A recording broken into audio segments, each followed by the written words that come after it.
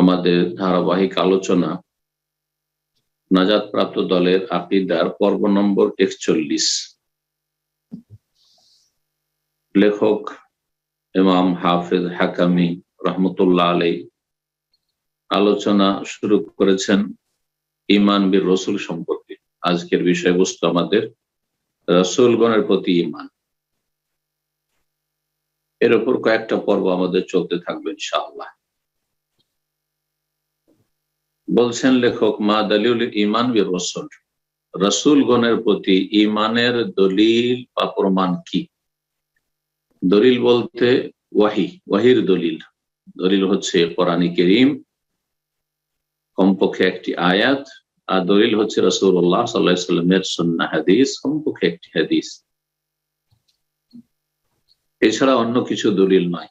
মূলত দলিল হচ্ছে কোরআন এবং সুন্নাহ।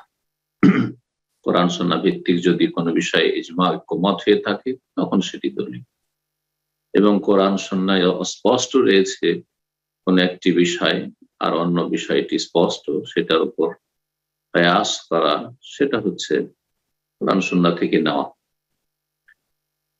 তো রাসূলগণের প্রতি ঈমান। রাসূলের বহু বচন। রাসূল একজন রাসূল, আর রাসূল অনেক রাসূল। আল্লাহ রাব্বুল আলামিন যুগে যুগে অনেক আম্বিয়া এবং রাসূল প্রেরণ করেছেন। আম্বিয়া নবীর বহু বচন, নবীর জমা, আর রাসূল রাসূলের বহু বচন। প্রত্যেক রাসূল নবী, কিন্তু প্রত্যেক নবী রাসূল না। রাসূল যার কাছে ওহী এসছে, শরীয়ত, নতুন শরীয়ত এসছে এবং তার প্রচার প্রসার তাবলীগের নির্দেশ প্রদান করা হয়েছে। আর পক্ষান্তরে নবী হচ্ছেন আগের রাসূলের প্রতি যে বিধান নাযিল হয়েছে সেটার তাবলীগে, সেটা প্রচার করে দেওয়ার যাকে নির্দেশ দেওয়া হয়েছে। নতুন কোন শরীয়ত তার কাছে আসে। আম্বিয়া গণের সংখ্যা রাসূলগণের তুলনায় অনেক বেশি। বলছেন যে রাসূলগণের প্রতি ঈমানের দলিল কোরআন এবং সুন্নাতে অনেক রয়েছে। আদিল্লাতুহু কাসীরা মিনাল কিতাব ওয়াস সুন্নাহ, তার অনেক দলিল রয়েছে, অসংখ্য দলিল রয়েছে কোরআন এবং সুন্নাহে। মিনহা কাউলুহু তাআলা, যার একটি হচ্ছে কোরআনে কারীমে আল্লাহ রাব্বুল আলামিনের বাণী, সূরা নিসার আয়াত নম্বর 150 থেকে 152। আল্লাহ বলছেন, ইন্নাল্লাযীনা ইয়াকফুরুনা বিল্লাহি ওয়া রাসূলিহি, নিশ্চয়ই যারা আল্লাহ এবং তার রাসূলগণের সাথে কুফরি করে, আল্লাহ এবং তার রাসূলগণকে অমান্য করে। কুফরি করা মানে অমান্য করা, অস্বীকার করা, অবিশ্বাস করা, এগুলি সব কুফরের অন্তর্ভুক্ত বা কুফরের অর্থে এগুলি শামিল। যারা আল্লাহর সাথে কুফরি করে অথবা রাসূলগণের সাথে কুফরি করে। শুধু আল্লাহর প্রতি ঈমান যথেষ্ট না, যতক্ষণ পর্যন্ত রাসূলগণের প্রতি ঈমান বিশ্বাস স্থাপন না করবে, তাদের নবুয়ত রিসালাতের স্বীকৃতি না দান করবে। ওয়ায়ুরিদুনা ইউফাররিকু বাইনাল্লাহি ওয়া রাসূলিহি, এবং তারা চায় যে আল্লাহ এবং তার রাসূলগণের মাঝে পার্থক্য করবে।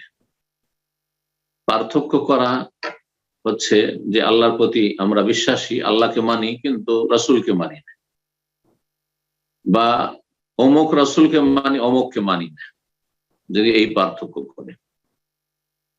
যেমন ইহুদিরা মূসা আলাইহিস সালামকে নবী এবং রাসূল বলে বিশ্বাস করে, মানে, কিন্তু ঈসা আলাইহিস সালামকেও মানে না, বরং তাকে জারজ সন্তান বলে, নাউযুবিল্লাহ। আর শেষ নবী মুহাম্মদ রাসূলুল্লাহ সাল্লাল্লাহু আলাইহি ওয়াসাল্লামকে তারা মানে না, বরং রাসূল বলে বিশ্বাস করে না। আর যদি কেউ বিশ্বাস করে যে রাসূল, তো শুধু আরবদের রাসূল, আমাদের রাসূল না।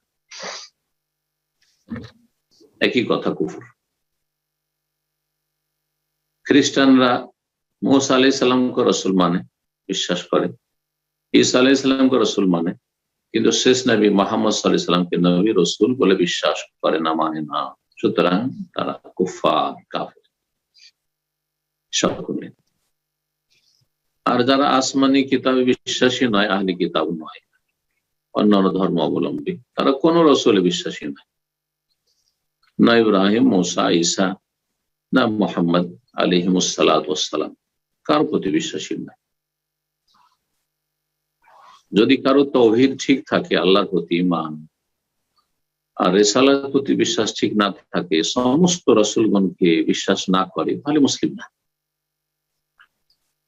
এই কথা এখানে বলা হয়েছে, ইউরিদুনা ইউফাররিকু বাইনাল্লাহি ওয়া রাসূলিহি। আর যদি তারা চায় যে আল্লাহ এবং তার রাসূলগণের মাঝে পার্থক্য করবে, যে আমরা আল্লাহকে মানবো, আল্লাহর প্রতি বিশ্বাস করি, তাওহীদের স্বীকৃতি দান করি, কিন্তু অমুক অমুক রাসূলকে, যাকে মুসলিমরা রাসূল বলছে, হ্যাঁ খাতামুন নবীন বলছে, তাকে আমরা বিশ্বাস করি না। অথবা কাদিয়ানীরা কেন কাফের, যে আমরা মুহাম্মদ সাল্লাল্লাহু আলাইহি ওয়াসাল্লামকে রাসূল বলি, কিন্তু তিনি শেষ নবী না, তারপরে নবী এসছে কে, সে মির্জা গোলাম আহমদ কাদিয়ানী, তারা কাফের, মুসলিম না। যারা আল্লাহ এবং রাসূলের মাঝে পার্থক্য করে, এর অর্থ এই নয় যেমন বেরেলভী মাজার পূজারীরা কোরআন হাদিসের অপব্যাখ্যা করে মুসলিম জাতিকে শিরক কুফরিতে ডুবিয়ে দিয়েছে। নাম তাদের মুসলিম, কিন্তু তারা বড় বড় শিরকে ডুবে আছে, যার ফলে তারা জন্মসূত্রে মুসলিম হয়েও মুসলিম হতে পারবে। তাদের এক বক্তা বলছে যে দেখো, আল্লাহ এবং রাসূলের মাঝে পার্থক্য করা যাবে না, ইউরিদুনা ইউফাররিকু বাইনাল্লাহি ওয়া রাসূলিহি, যারা চায় যে আল্লাহ এবং রাসূলের মাঝে পার্থক্য করবে, মানে ইবাদত বন্দেগীতে পার্থক্য করা যাবে না, সেজদাতে দোয়াতে পার্থক্য করা যাবে না। যেমন ইবাদত করবেন আল্লাহর, তেমন রাসূলুল্লাহ, যেমন আল্লাহ দিতে পারেন তেমন রাসূলগণও দিতে পারেন, যেমন আল্লাহর কাছে ফরিয়াদ করবেন তেমন রাসূলের কাছে ফরিয়াদ করবেন, যেমন সেজদা করবেন আল্লাহকে তেমন রাসূলকেও সেজদা করবেন। আউযুবিল্লাহ। যেমন আল্লাহ আলেমুল গায়ব তেমন নবীও আলেমুল গায়ব। এগুলো হচ্ছে বেরেলভী মাজারপন্থী, যারা মাজারে বিশ্বাসী, তাদের শিরকি কুফরি আকীদা। তারা এইভাবে কোরআনে কারীমে অপব্যাখ্যা করে থাকে। এই যদি হইতো তাহলে সাহাবায়ে কেরামরা এর বাস্তবায়ন করতেন, কারণ তারা সবচেয়ে সুন্দর করে এবং পূর্ণাঙ্গ রূপে কোরআন সুন্নাহর বাস্তবায়ন করেছেন, ওহীর বাস্তবায়ন করেছেন। সুতরাং তারা আল্লাহকে সিজদা, রাসূলকে সিজদা করতেন, বরং কঠোরভাবে নিষেধ করা হয়েছে। সিজদাকে দুই ভাগে ভাগ করা হয়নি, যে ইবাদতের সিজদা আল্লাহর জন্য আর তাজিমি শ্রদ্ধা সম্মানের সিজদা রাসূলকে করা যাবে, পীর বুজুর্গ করা যাবে, হুজুর কিবলাদের করা যাবে, এই কথা নেই ইসলাম, এর কোনো অবকাশ নেই। এই জন্য রাসূলুল্লাহ সাল্লাল্লাহু আলাইহি ওয়াসাল্লাম বলেছেন যে স্বামীর এত বড় অধিকার রয়েছে, যদি লাউ কুনতু আমিরান আহাদান আইয়াসজুদা লিআহাদিন, যদি আমি কাউকে নির্দেশ দিতাম যে কেউ কাউকে সিজদা করতে পারে, তো আমারতুল মারআতা আন তাসজুদা লিজাওজিহা, এর অবকাশ যদি ইসলামে থাকতো যে আল্লাহ ছাড়া কাউকে সিজদা করা যাবে, তাহলে স্ত্রীকে বলতাম, নারীকে বলতাম যে সে স্বামীকে সিজদা করবে। কিন্তু সিজদা একমাত্র আল্লাহর জন্য। এখানে স্বামীকে সিজদা করা ইবাদতের জন্য না, শ্রদ্ধার জন্য, কিন্তু তারপরে অনুমতি দেওয়া হয়, সে এর অবকাশ নেই। যদি কোনো হুকুম থাকতো, পারমিশন থাকতো, তাহলে প্রথম পারমিশন হইতো স্বামীকে সিজদা করার।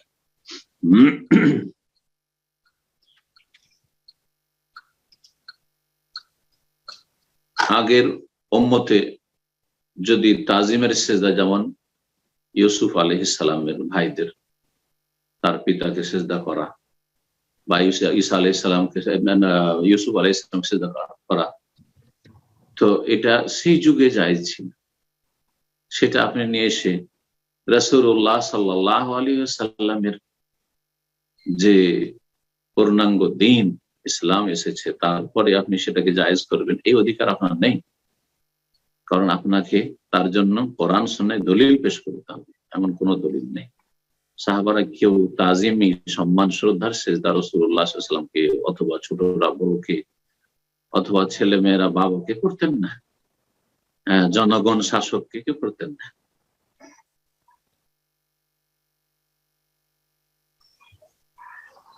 ওয়ায়াকুলুনা, এবং তারা যদি বলে এরকম, নুমিনু বিবাদ ওয়া নাকফুরু বিবাদ, যারা আল্লাহ এবং রাসূলের মাঝে পার্থক্য করবে, আর আমরা কি করি, কিছু মানি কিছু মানি না। তারা বলে যে নুমিনু বিবাদ, এগুলো তো মানি, ওয়া নাকফুরু বিবাদ, আর এগুলো মানি না।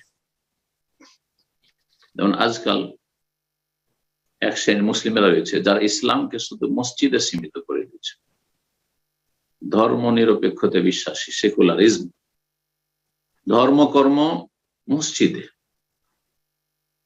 হিন্দু ধর্ম মন্দিরে, খ্রিস্টানদের ধর্ম চার্চে, মুসলিমদের ধর্ম হচ্ছে মসজিদে।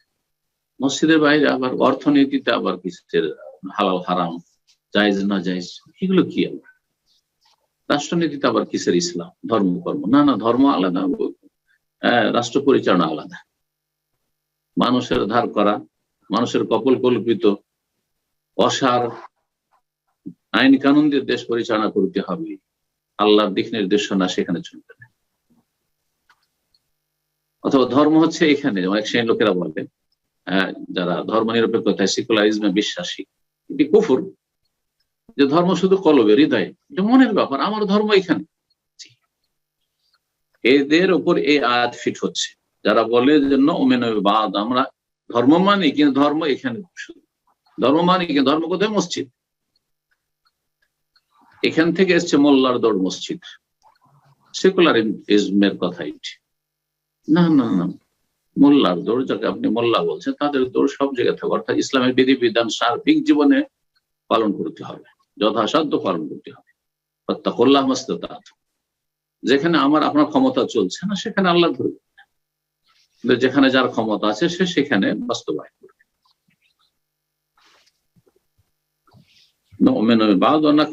কিছু মানি কিছু মানি না এরকম কথা যারা বলবে, অথবা এই আয়াতের অর্থ অত্যন্ত ব্যাপক, জীবনের প্রতিটি ক্ষেত্রে সামিল। ইবাদত বন্দেগীর ক্ষেত্রে অধিকাংশ মুসলিম সালাত আদায় করে কিরকম, জুমা পড়ে, জুমার দিনে ঠিকই মসজিদে আছে, নবে বাদ, এটা জুমা মানি, অনেক ফরজ, কিন্তু 5 ওয়াক্ত পড়ি না, অথবা 4 ওয়াক্ত পড়ি, ফজরটা ঘুমাই শুধু, না ফরজ বাদ, ফজরটার সাথে কুফরি করি।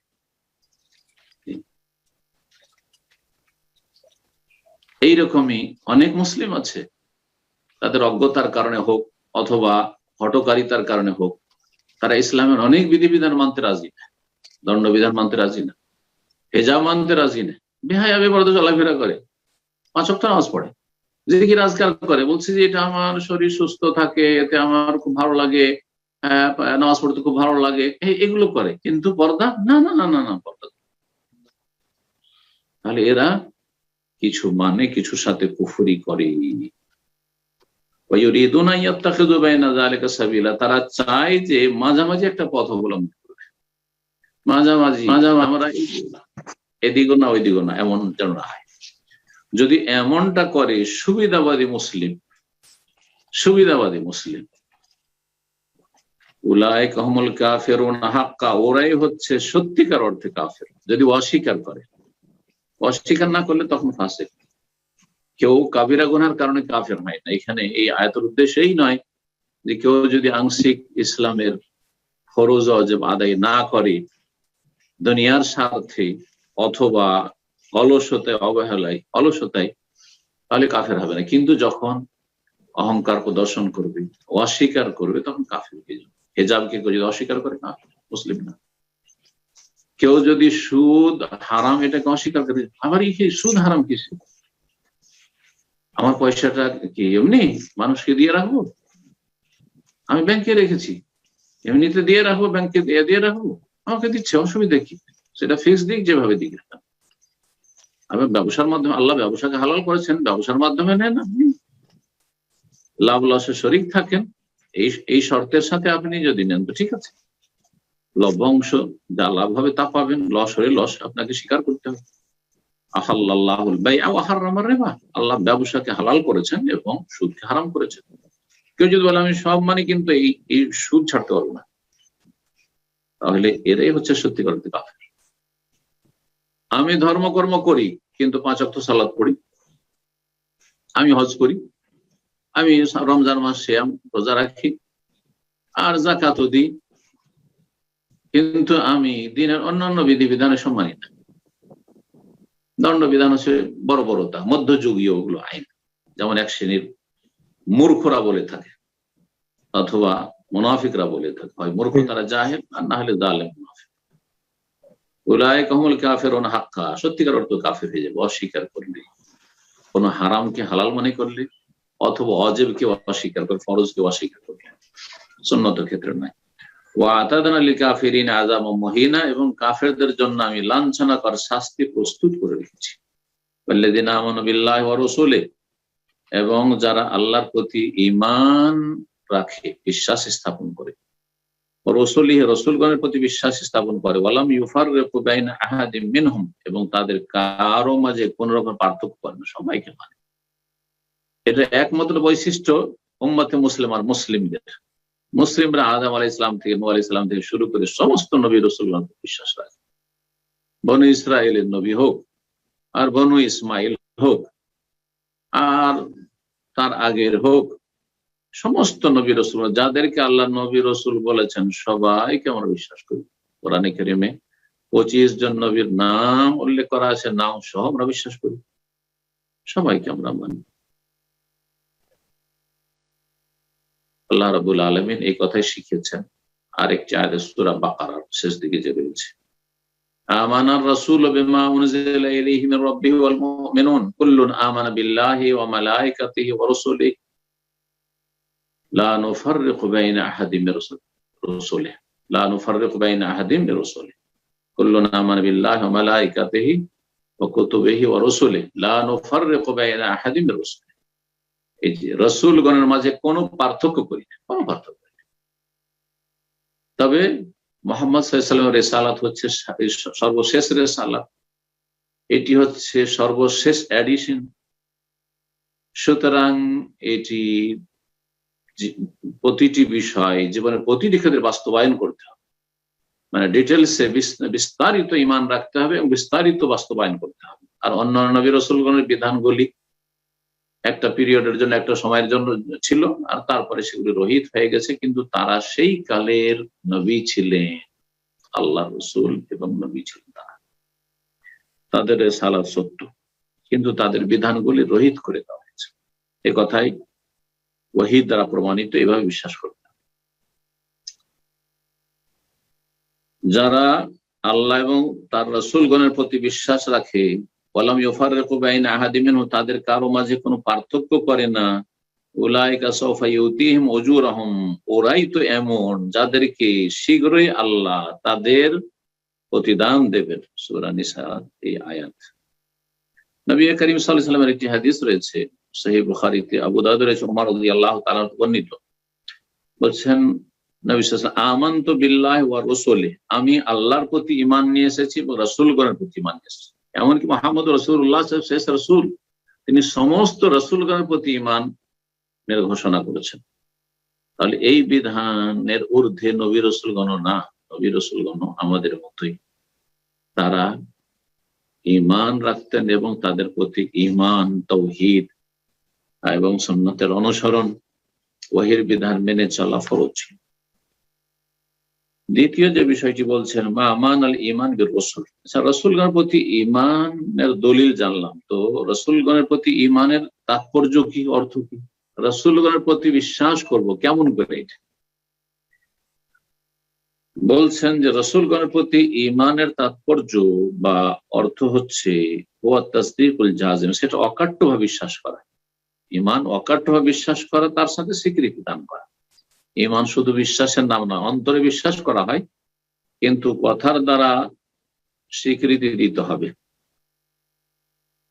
এর নাম হচ্ছে ঈমান। সেটা আল্লাহর ক্ষেত্রে হোক, রাসূলের ক্ষেত্রে হোক, আর অন্যান্য ঈমানের বিষয়গুলির ক্ষেত্রে হোক। বিআন্নাল্লাহ তাআলা বাআসা ফি কুল্লি উম্মাতির রাসূলাম মিনহুম, প্রত্যেক জাতির জন্য আল্লাহ রাব্বুল তাদের মধ্য থেকে রাসূল পাঠিয়েছে, তাদের মধ্য থেকে। তাহলে তারা অন্য কোন জাতি, ফেরেশতা, জিন থেকে আসেনি, মানব জাতির মধ্য থেকেই আল্লাহ রাসূল যুগে যুগে পাঠিয়েছে। তাদের কাজ কি ছিল? বলছেন ইয়াদউহুম ইলা ইবাদাতিল্লাহি ওয়াহদা, এক আল্লাহর ইবাদতের দিকে তারা আহ্বান করতেন প্রতিটি যুগে। ওয়াল কুফরু বিমা ইউবাদু মিন দুনিহি, আল্লাহ ছাড়া যেসবের উপাসনা আর পূজা হচ্ছিল সেগুলিকে অস্বীকার করার তারা শিক্ষা দিয়েছেন। তারা অস্বীকার করেছেন নবী রাসূলগণ, আল্লাহ ছাড়া কারো ইবাদত চলবে না। হামান ইয়াকফুর বিত-তাগুত, তাগুত গায়রুল্লাহ, আল্লাহ ছাড়া অন্যকে অস্বীকার করতে হবে। ওয়া ইউমিন বিল্লাহ, এবং আল্লাহর প্রতি ঈমান নিয়ে আসতে হবে। তাহলেই মজবুত হাতলকে ধারণ করলেন শক্তভাবে, ফাকাদ ইসতামসাকা বিল উরওয়াতিল উসকা লা ইনফিসাম লাহা, কখনো সেটা ভেঙে যাবে না, ছিঁড়ে যাবে। ওয়া আন্না জামিআহুম সাদিকুন ওয়া মুসাদ্দাকুন, এবং তারা সকলেই, নবী রাসূলগণ যত এসেছেন সকলেই তারা সত্যবাদী এবং মুসাদ্দাকুন, সত্যায়নকৃত।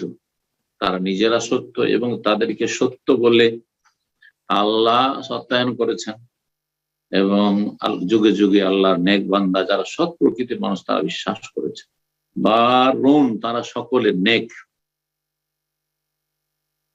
নেক ভালো প্রকৃতির মানুষ। রাশেদুন, তারা সঠিক পথের পথিক।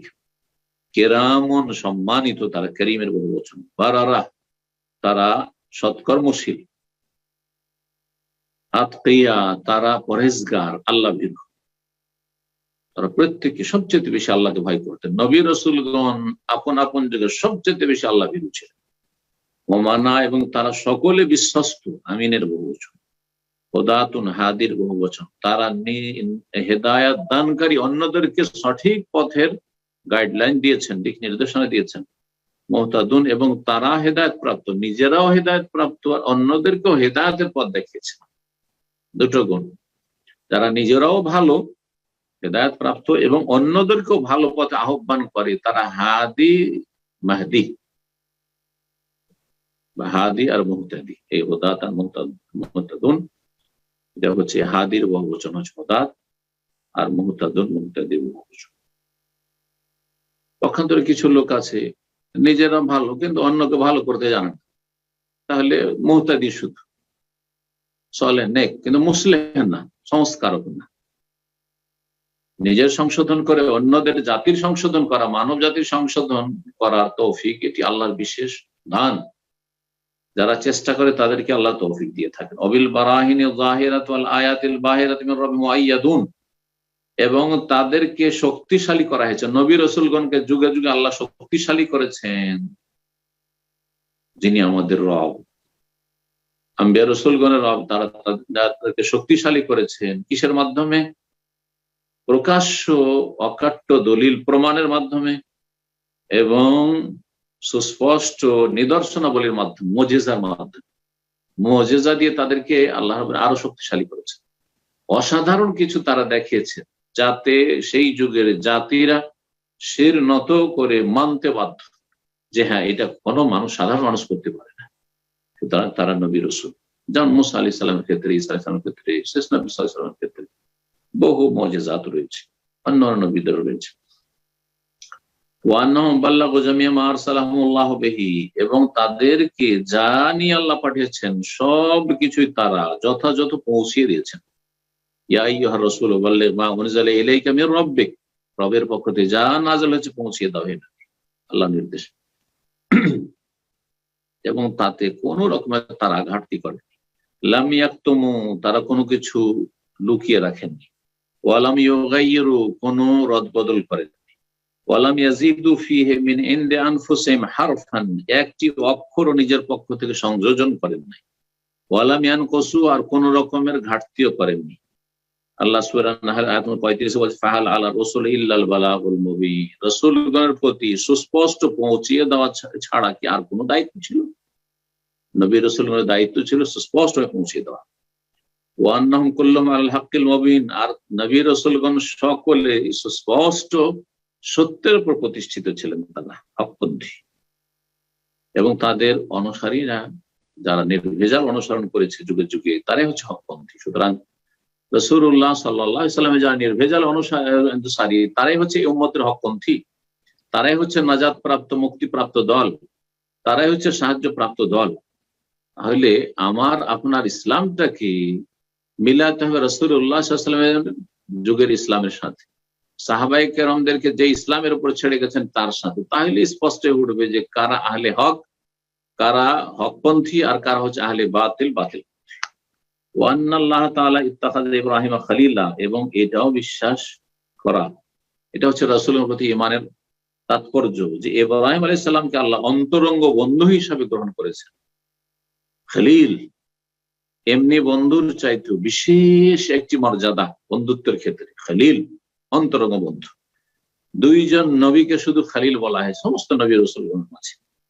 এক হচ্ছেন ইব্রাহিম আলাইহিস সালাম খলিলুল্লাহ, আত্তাখাযাল্লাহু ইব্রাহিম খলিলা, সূরা নিসার আয়াত 125। আল্লাহ বলছেন যে মহান আল্লাহ ইব্রাহিমকে অন্তরঙ্গ বন্ধু হিসাবে গ্রহণ করেছেন, বানিয়েছেন।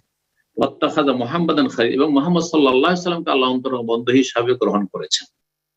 এর দলিল সহিহ মুসলিমের হাদিস, তিরমিজি, ইবনে মাজাহ, মুসনাদ আহমদ এর আব্দুল্লাহ ইবনে মাসউদ রাদিয়াল্লাহু তাআলা আনহু থেকে বর্ণিত, যে হাদিসে বলা হয়েছে যে ওয়ালাউ কুনতু মুত্তাখিযান খলিলান, আমি যদি কাউকে অন্তরঙ্গ বন্ধু হিসাবে গ্রহণ করতাম, রাসূলুল্লাহ বলছেন, লাত্তাখাযতু আবু বকরিন খলিলা ওয়া লাত্তাখাযতু ইবনে আবি কুহাফা খলিলা, তাহলে আবু কুহাফার ছেলে আবু বকরকে আমি অন্তরঙ্গ বন্ধু হিসাবে গ্রহণ করতাম, কিন্তু সেও খলিল আমার নয়, সে বন্ধু, সাহেবী, আমার সঙ্গী, সুখ দুঃখের সঙ্গী, কিন্তু আমার অন্তরঙ্গ বন্ধু একমাত্র আল্লাহ। ওয়া ইন্না সাহিবাকুম খালিলুল্লাহ আযজা ওয়া জাল্লা, তোমাদের সঙ্গী অর্থাৎ নবী সাল্লাল্লাহু নিজের কথা বলছেন যে তোমাদের সঙ্গী যে আমি মুহাম্মদ সাল্লাল্লাহু আলাইহি সাল্লাম, আল্লাহ আযজা ওয়া জাল্লার খলিল, অন্তরঙ্গ।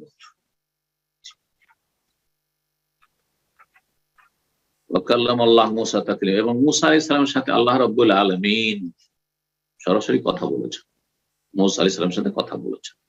এটিও কোরআনে কারীমের আয়াত দ্বারা প্রমাণিত, সূরা নিসা আয়াত 164। ওয়ারাফা ইদ্রিস মাকান আলী, এবং ইদ্রিস আলাইহিস সালামকে সুউচ্চ স্থানে উন্নীত করেছেন,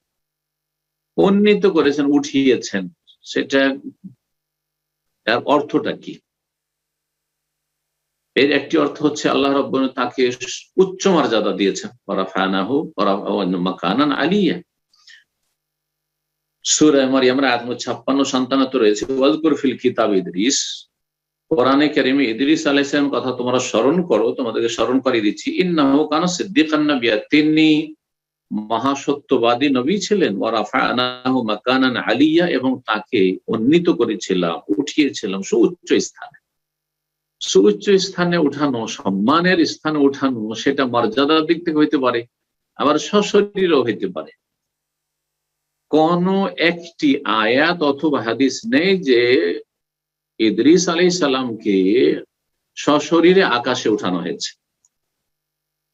শুধু এই আয়াতের বাহ্যিক অর্থ কেউ কেউ বুঝেছে, সেটা তাদের বুঝ, কিন্তু এর পক্ষে কোনো দলিল নেই।